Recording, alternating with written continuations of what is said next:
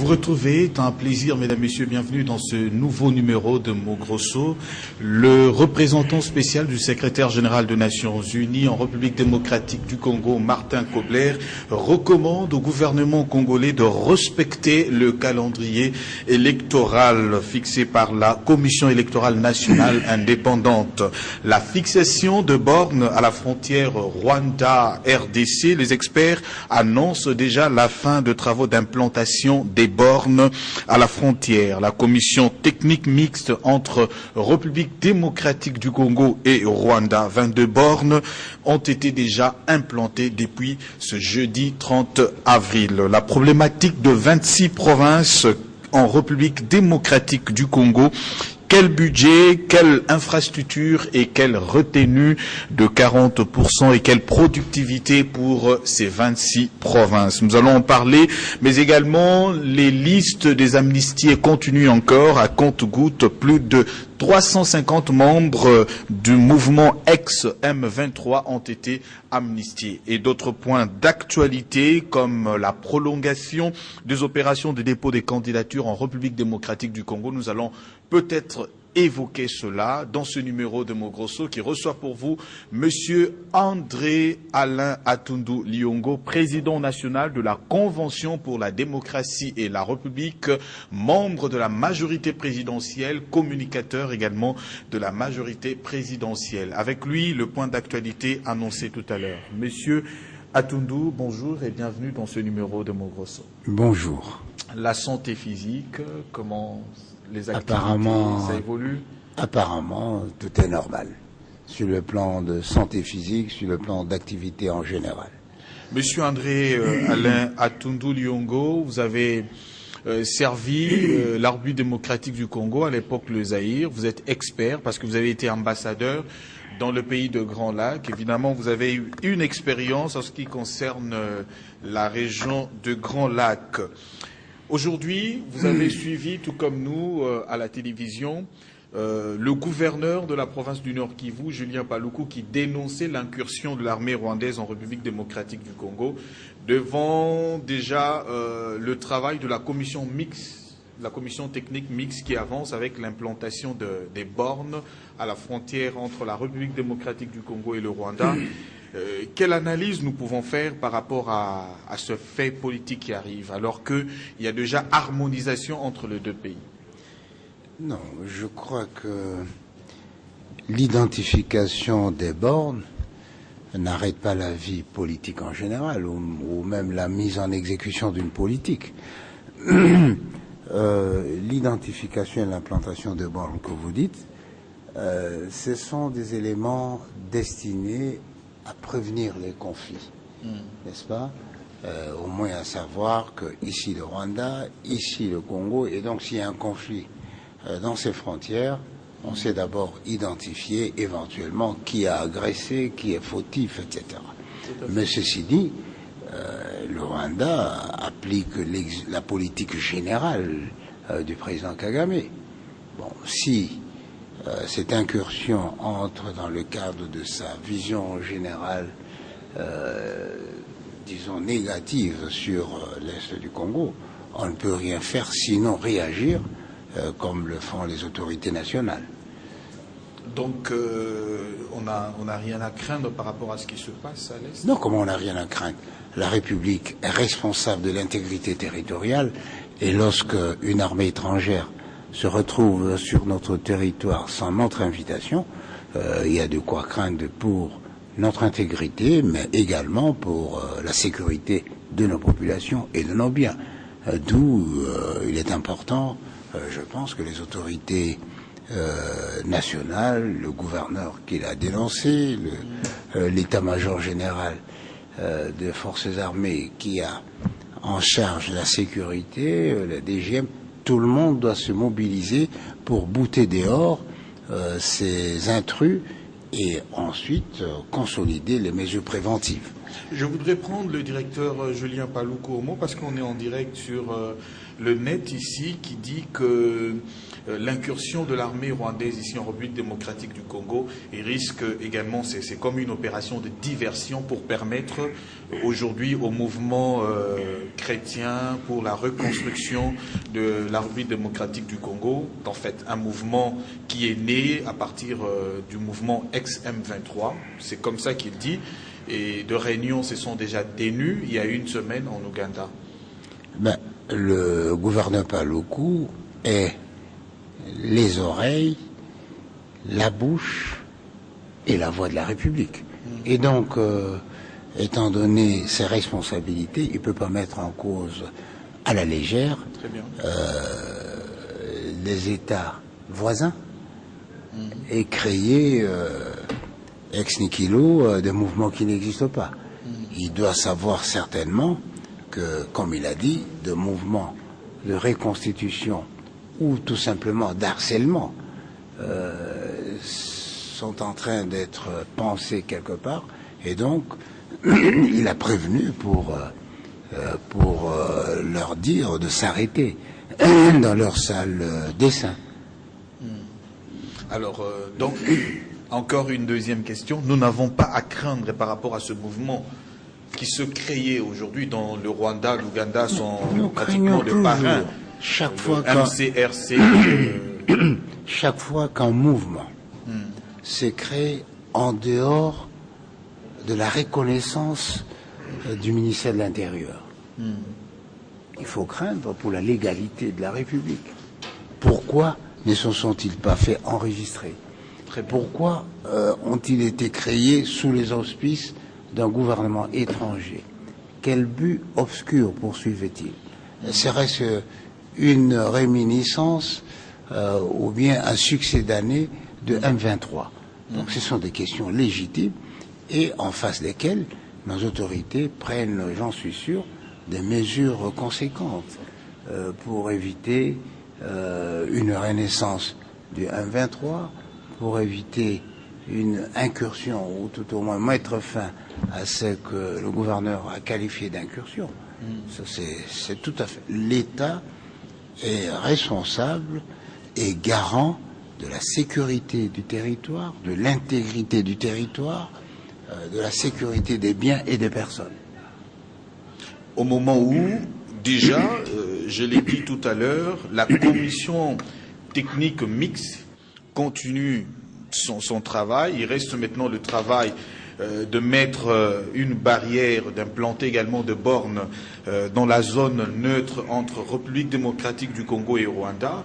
Alors, on a comme l'impression que les événements ne sont pas innocents par rapport à cette évolution des faits. Qu'est-ce qu'on peut dire par rapport à ça, Monsieur André? Les événements ne sont pas innocents.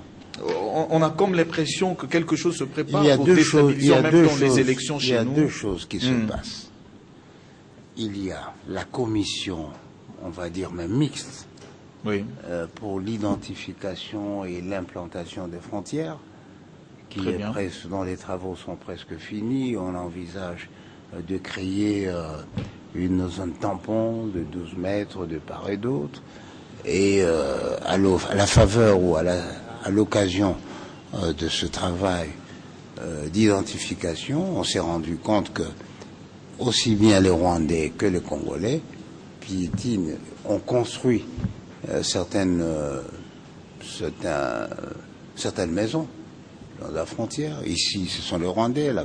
Alors, la commission mixte devra prendre une décision en concertation avec le gouvernement. Est-ce qu'il faut détruire ces habitations ou bien les laisser dans une zone neutre, ou bien détruire et leur donner ailleurs. Donc ça, ce sont des problèmes techniques. Bon, le Rwanda a sa politique extérieure, qui n'est pas freinée par l'identification de la frontière. Et donc c'est deux choses différentes, n'est-ce pas? Identifier la frontière, le tracé de la frontière pour éviter et prévenir des conflits futurs et faire face à un acte concret, j'allais dire même malveillant, à savoir l'intrusion des troupes étrangères, d'une armée étrangère sur notre territoire. Les dispositions ne sont pas les mêmes. Alors, quand on évolue, on a l'impression, d'après le gouverneur du Nord Kivu, que c'est un axe visé pour perturber les élections en République démocratique du Congo. Ça peut être une hypothèse de travail. Une hypothèse de travail. Oui. Ça peut arriver. Oui, c'est une hypothèse de travail. Et le gouverneur qui en parle doit avoir certainement des éléments pertinents pour étayer son assertion. Alors, est-ce que nous pouvons mettre ensemble l'amnistie de plus de 350 ex-membres du M23 avec ce qui se passe à l'est du pays? Je n'ai pas assez d'éléments pour établir une corrélation entre les faits. L'amnistie des 300 membres et peut-être plus, c'est dans la rationalité de la décision prise. Donc ce sont les mesures d'application. Ce n'est que l'exécution d'une décision du chef de l'État. Donc ils doivent avoir probablement terminé toute la procédure et toutes les formalités pour pouvoir bénéficier. Mais tandis que la présence d'une armée étrangère chez nous, sans notre accord, obéit à une certaine logique d'agression, sinon d'hostilité, et à laquelle nous devons faire face absolument. Alors, quelles mesures faudrait-il prendre au niveau de la CIRGEL pour ce qui se passe encore à l'est du pays? Bien sûr, il y a eu déjà de recommandations qui ont été faites. On a l'impression que le voisin, le Rwanda, l'Ouganda et le Burundi ne respectent pas tellement à la lettre de ces accords. Au niveau de la CIRGL, c'est d'abord de rappeler l'obligation de chaque partenaire co-signataire à respecter les termes de l'accord. Très bien. Notamment, ne pas favoriser la constitution et le départ d'un groupe hostile, n'est-ce pas, contre un quelconque partenaire. Donc nous ici, nous ne pouvons pas favoriser un groupe hostile, par exemple, pour attaquer le Kenya, parce que le Kenya fait partie d'un cycle. Bon, donc, je pense que c'est ça la première mesure. Il faut certainement une évaluation de l'exécution de cette mesure et attirer l'attention des États sur leur responsabilité à respecter les termes de l'accord pour assurer une paix globale et régionale. Prenons un autre point. Il s'agit cette fois-ci de l'organisation des élections. La Commission électorale nationale indépendante a publié son calendrier et en même temps, vous avez de tollés de part et d'autre du côté de l'opposition et du côté également de la majorité présidentielle qui accuse l'opposition de ne pas se préparer pour ces élections. Mais on attend encore une autre voix qui se lève. Cette fois-ci, c'est le représentant spécial, le chef de la MONUSCO, Martin Kobler, qui recommande au gouvernement congolais de respecter le calendrier électoral. Eh bien, comme si le gouvernement était un handicap. Non, je pense que là, il prêche un converti.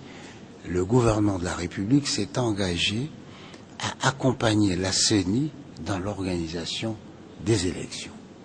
Au contraire, c'est les partis d'opposition, certains en tout cas, qui ne veulent pas, aux motifs réels, qui ne sont pas prêts, mais aux motifs fallacieux, que ce serait favoriser le président Kabila, ce serait favoriser le glissement, qu'on n'est pas prêt, etc. Vous savez... Donc il y a quelque chose peut-être du côté de l'opposition qui se cache. On a comme l'impression aujourd'hui, il y a eu une certaine commutation entre la MONUSCO et l'opposition. Je ne sais pas. Je ne sais pas, mais c'est la vie, c'est la vie politique. Chacun a un agenda caché. Chacun a une face cachée. Chacun a ses objectifs. Nous, notre objectif, c'est clair, c'est aller aux élections à tous les niveaux pour consolider notre majorité démocratique sur l'ensemble des institutions. Bon, les autres traînent les pieds. D'abord, il y a des handicaps objectifs. L'opposition n'est pas une. Et donc, il y a une certaine dispersion de leur voix et un effet négatif de défection de leurs partisans. Le fait qu'ils ne sont pas unis, certains sont amenés à dire, bon, écoutez, nous votons quand même, ou malgré tout, pour le pouvoir, parce qu'eux au moins ils sont unis. La majorité aussi n'est pas eux une. Au moins ils sont. Oh, si. La majorité également n'est pas une. Hein. Les derniers événements. La majorité est une. Le président de l'UNAFEC qui a donné la position. Est-ce qu'ils ont quitté la majorité? Ils n'ont pas quitté la majorité. Et non plus. Non. L'opposition. Chaque fois, l'opposition est multiple, plurielle. L'opposition des Kengo, ce n'est pas l'opposition des Caméré, ce n'est pas l'opposition de l'UDPS, ce n'est pas l'opposition des Fayoulou. Donc, ils n'ont pas une seule autorité morale. Ils ont au moins 4, comme je viens de le citer. Chez nous, nous avons une seule autorité morale. Quand elle s'exprime, la famille doit suivre. Si vous n'êtes pas d'accord, vous quittez. Donc aujourd'hui, j'enregistre que personne n'a quitté la famille majorité présidentielle. Au contraire, chacun se réclame de cette famille. Mais avec des problèmes intrinsèques. Ça, c'est normal. La représentation du président Kabila aux élections présidentielles. Ça n'a pas été discuté, permettez-moi de vous le dire. Ça n'a jamais été discuté entre nous. Donc, le problème, c'est, je ne sais pas, ils se sont exprimés sur le calendrier électoral, sur les découpages électoraux. Bon, sur le plan interne, je crois qu'une solution a été trouvée au niveau du bureau politique.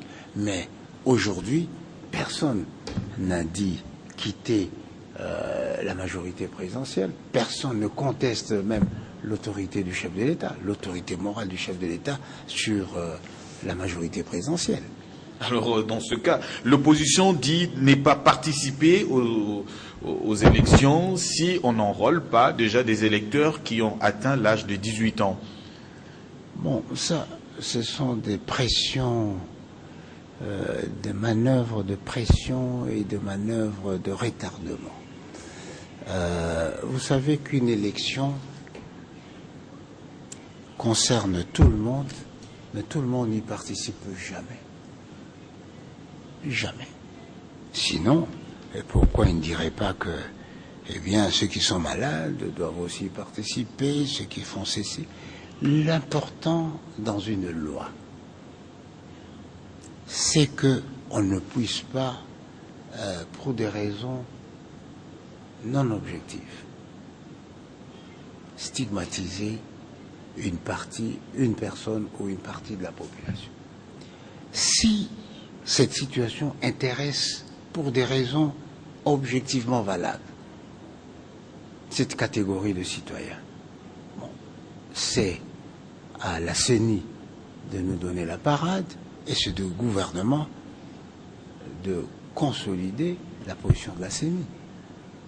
L'opposition peut dire oui, mais je voudrais aussi que les gens de 18 ans votent. Bon, à l'impossible n'est tenu. Mais tout comme moi je peux réclamer, je dis je ne peux pas voter parce que j'estime que les jeunes gens de 16 ans sont déjà assez mûrs compte tenu des moyens actuels d'information, d'éducation. Mais se basant sur la constitution de la République démocratique du Congo, la revendication est valable, elle est constitutionnelle. En même temps, c'est avantageux pour vous parce que ce sont en même temps vos électeurs, Monsieur Atundou. Les électeurs, même pour la majorité présidentielle. Les élections ne sont à l'avantage de personne. Les élections sont une obligation constitutionnelle. Chacun doit lutter pour avoir le plus grand nombre d'adhérents possible. Et c'est le résultat des élections qui confirme, qui affirme que tel parti est majoritaire, tel autre ne l'est pas, tel autre ne représente rien. Alors dans ce cas, qu'est-ce qui se passerait, puisque lorsque nous revenons encore à propos de cette menace, bon, je dirais que c'est coutumier à l'opposition. Rappelez-vous, il y a quelques années, l'UDPS n'était pas partie prenante au processus électoral, l'enrôlement, etc. Bon, la volonté Vous savez, je crois qu'il faut rappeler les b.a.-ba de la démocratie. La volonté du plus grand nombre, c'est la volonté de l'ensemble. Si d'aventure on n'est pas contre, on est contre, il faut au moins accepter ce principe par discipline républicaine. Nous avons des gens, des compétences particulières. La CENI est une compétence, le gouvernement est une compétence. Les groupes sociaux que nous sommes, nous avons des prérogatives. Mais les prérogatives ne touchent pas aux compétences. On dit généralement, dura lex, sed lex, mais c'est cette réalité-là que le Romain voulait affirmer. Les dispositions même convenues ensemble elles n'arrangent plus certains, on ne peut pas les dénoncer n'importe comment. Elles ont toujours valeur de loi, et celui qui n'est pas d'accord est quand même obligé, pour l'intérêt de l'ensemble, de se plier à ses obligations convenues de commun accord. Sans craindre de soulèvements sociaux, avec ce qui s'est passé le 19, le 20... la République, les institutions de la République, les institutions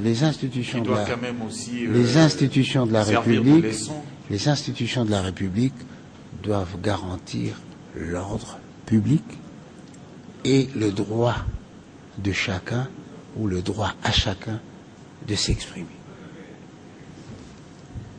Ce qui s'est passé le 19, le 20, c'est un dérapage de l'expression démocratique.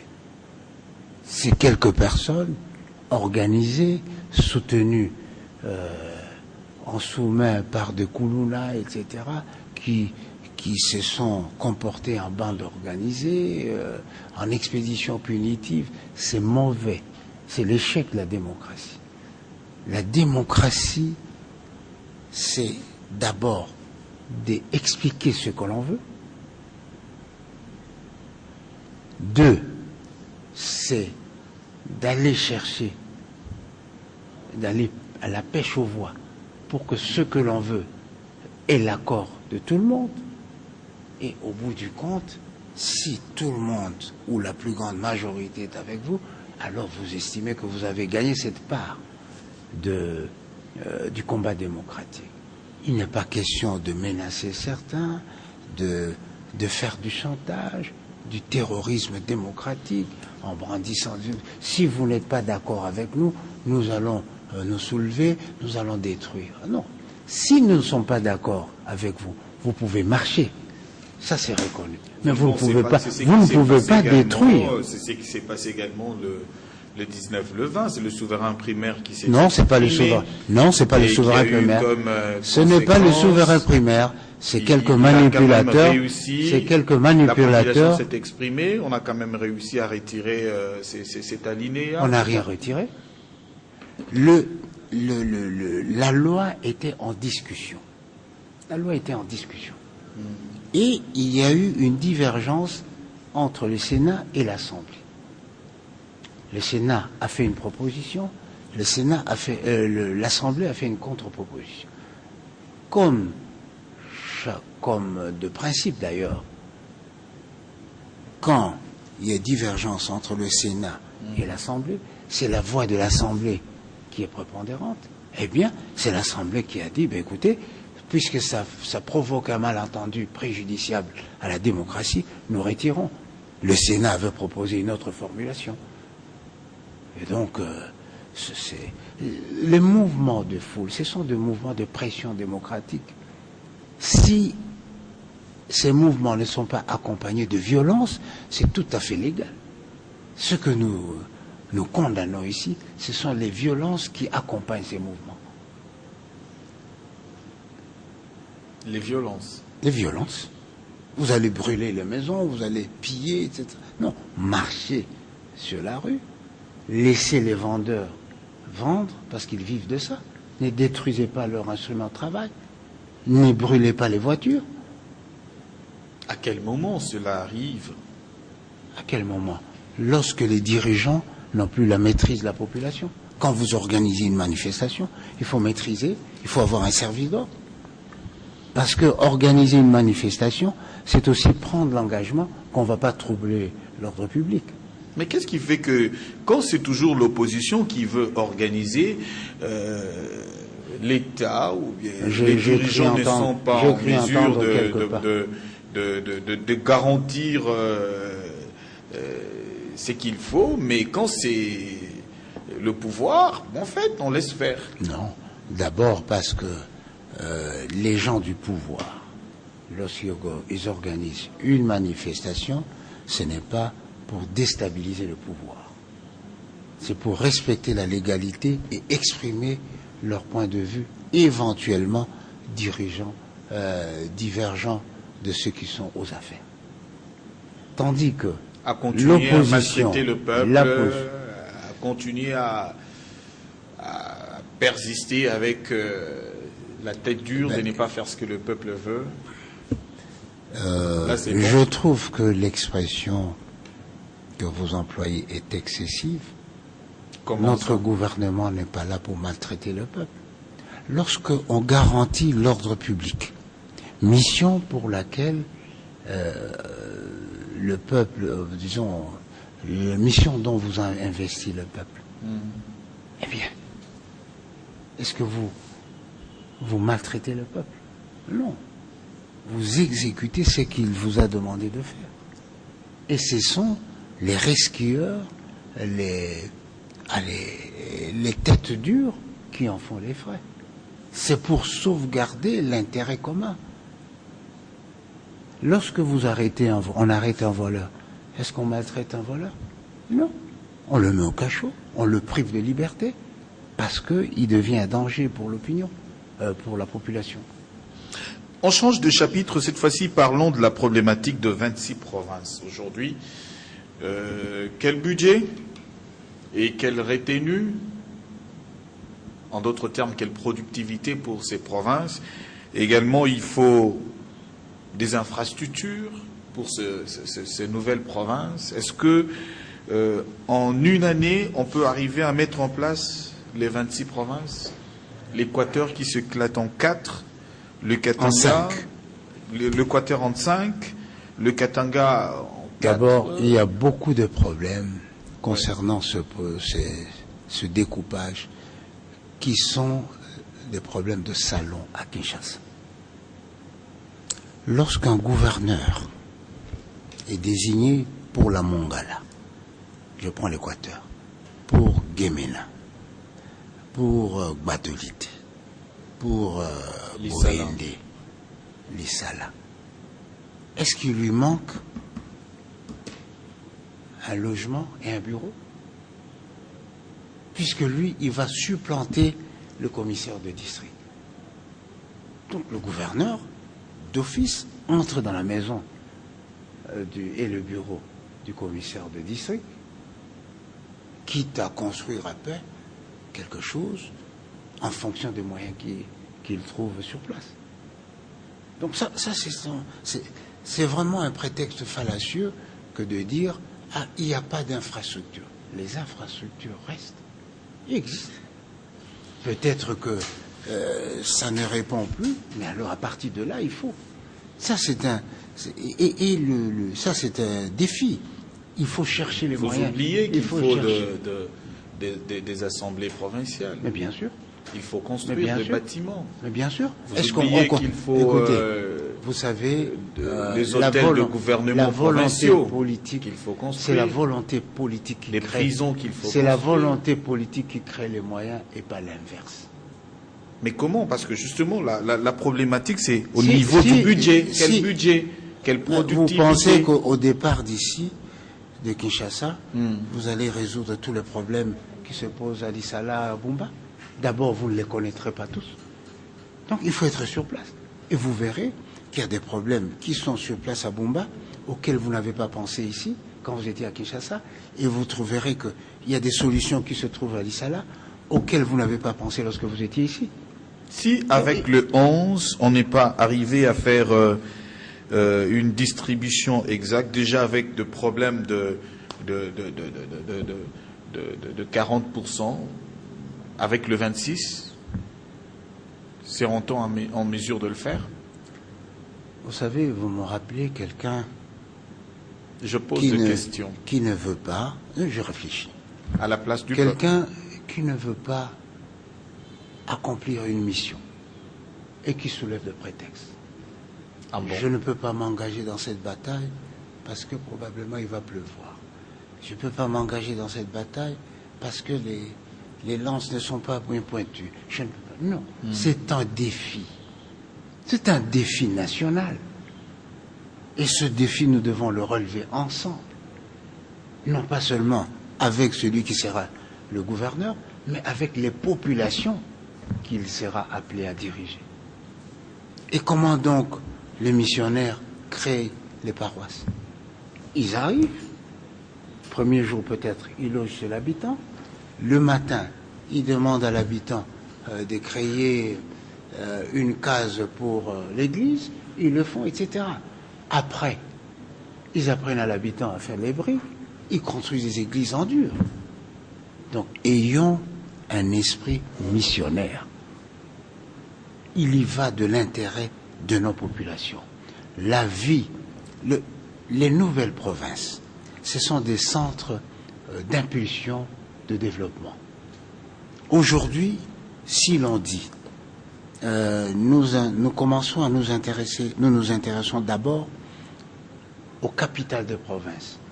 Ce n'est que 11 villes. Mais si demain on dit aux capitales de province, ça fait 26 villes. Mieux également réparties sur l'ensemble du territoire national. Donc il n'y a pas que des inconvénients.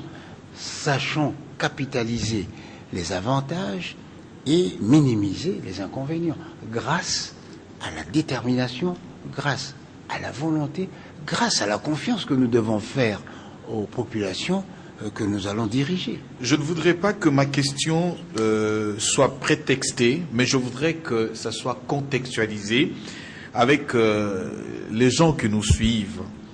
Lorsqu'on regarde les 11 villes que nous avons aujourd'hui, qui constituent pratiquement les capitales de 11 provinces, certaines villes sont déplorables. Mbandaka, par exemple, il n'y a pas de courant, il n'y a rien. J'y suis allé plusieurs fois, c'est chez moi. Difficulté, beaucoup de choses. Je prends la ville de Bandundu, je prends beaucoup d'autres villes. On a l'impression que les choses n'évoluent pas dans ce secteur-là. Mais si aujourd'hui on peut prendre 26 provinces, 26 villes, la question est la plus simple. Si avec le petit budget que nous avons en République démocratique du Congo, nous n'avons pas su, avec le programme de la majorité, la révolution de la modernité, on n'est pas arrivé à moderniser ce ville. Quel est le budget qu'il faut et quelle est la production qu'il faut? Parce qu'il faudrait une productivité dans ces nouvelles provinces pour qu'on arrive à les moderniser.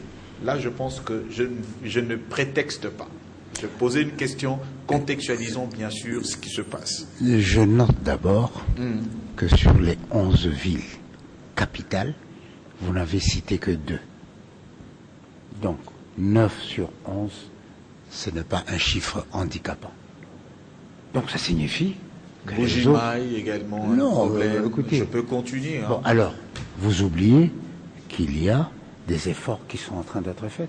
On construit les barrages. Vous oubliez que Kouya-Diallo avait commencé une action, mais malheureusement, aujourd'hui, il n'est pas là. Bon, donc qu'est-ce que l'action s'est arrêtée également. Qu'est-ce que ça signifie? Et a disparu avec lui. Qu'est-ce que ça signifie? C'est la volonté qui donne les moyens. C'est la volonté qui donne les moyens. Et puis, comment pouvez-vous parler en termes aussi légers de la révolution de modernité alors que les preuves sont là?